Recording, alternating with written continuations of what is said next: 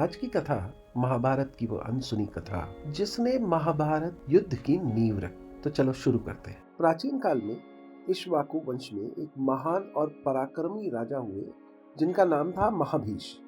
महाभीष ने हजारों अश्वमेध यज्ञ किए और उनकी भक्ति, सत्य और धर्म से प्रसन्न होकर देवराज इंद्र ने उन्हें स्वर्गलोक में स्थान दिया। एक दिन राजा महाभीष ब्रह्मा जी के सभा में उपस्थित थे।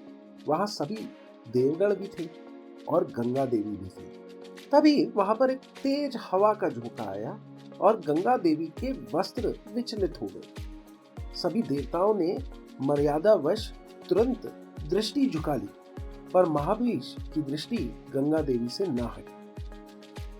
गंगा देवी भी महाभीष की तरफ देख रही थी और यह देखकर ब्रह्मा जी को क्रोध आ गया। ब्रह्मा जी ने गुस्से में महाभीष से कहा कि तुमने संयम भंग किया है, तुम्हें पुनः मृत्यु लोक जाना होगा।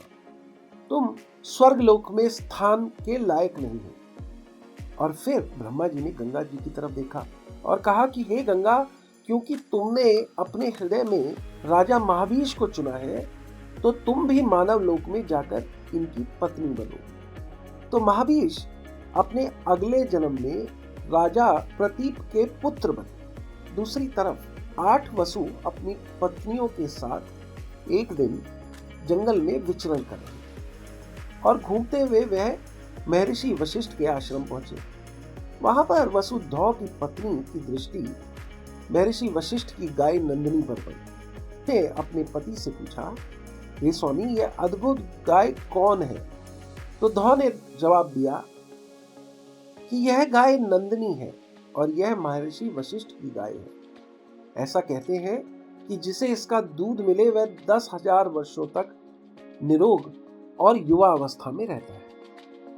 यह सुनकर वसुधौ की पत्नी बोली कि मेरी एक सखी है, राजश्री उशिना की पुत्री। यदि वह नंदिनी का दूध पी ले तो वह श्रेष्ठ हो जाएगी। हे स्वामी, कृपया यह गाय मेरे लिए ले आइए।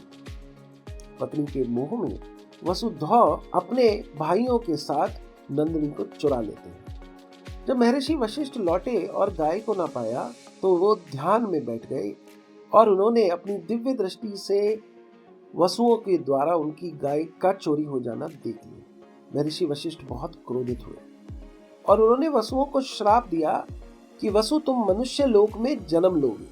जब वसुओं ने क्षमा मांगी तो महर्षि वशिष्ठ ने कहा, तुम 8 भाइयों में से 7 भाई जन्म तो लोगे, परंतु जन्म के तुरंत तुम मुक्त हो जाओगे, परंतु वसुधौ दीर्घ काल तक पृथ्वी पर रहेगा। महर्षि वशिष्ठ से श्राप पाकर सब वसु वहां से चल दिए और मार्ग में उनकी भेंट गंगा देवी से हुई।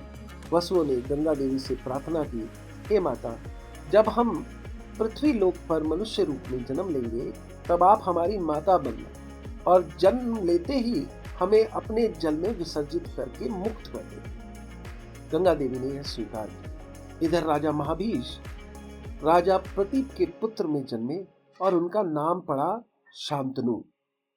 एक दिन राजा शांतनु शिकार करते हुए गंगा के तट पर पहुंचे और उन्होंने वहां पर एक अद्भुत स्त्री को देखा। वह स्त्री थी गंगा देवी। मोहित होकर राजा शांतनु ने गंगा देवी से विवाह का प्रस्ताव रखा और गंगा देवी ने शर्त रखी कि तुम मेरे किसी भी कार्य पर प्रश्न नहीं करोगे और अगर तुमने कभी प्रश्न किया तो मैं तुरंत तुम्हें छोड़कर चली जाऊंगी। मोहवश राजा शांतनु ने यह स्वीकार किया। राजा शांतनु और गंगा ने एक एक कर 7 पुत्रों को प्राप्त किया, परंतु हर पुत्र के जन्म पर गंगा उसे नदी में प्रवाहित कर देती थी।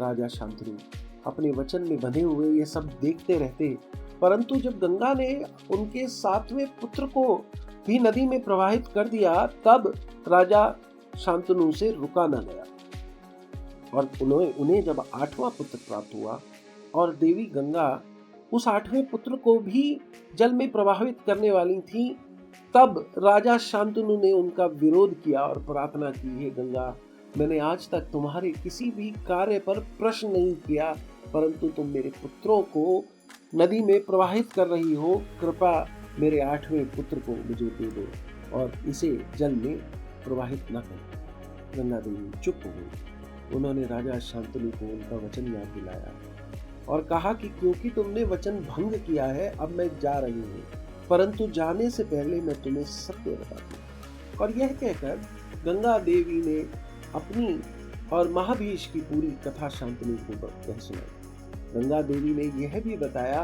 कि शांतनु के ये 8 पुत्र वो 8 वसु थे और किस प्रकार वसुओं को महर्षि वशिष्ठ ने श्राप दिया। गंगा देवी ने शांतनु से कहा कि तुम्हारा यह 8वां पुत्र बहुत छोटा है, इसे मेरी जरूरत है, इसे मैं अपने साथ लेकर जा रही हूँ। जब यह बड़ा हो जाएगा तो मैं तुम्हें लौटा दूंगा। शांतनु और गंगा देवी के इस पुत्र का नाम था गांगेय, जिसे हम भीष्म के नाम से भी जानते हैं। महाभारत के वो भीष्म जो पितामह थे कौरवों और पांडवों के। यह थी आज की कथा। आज के लिए बस इतना ही। आप सभी को मेरा प्रणाम।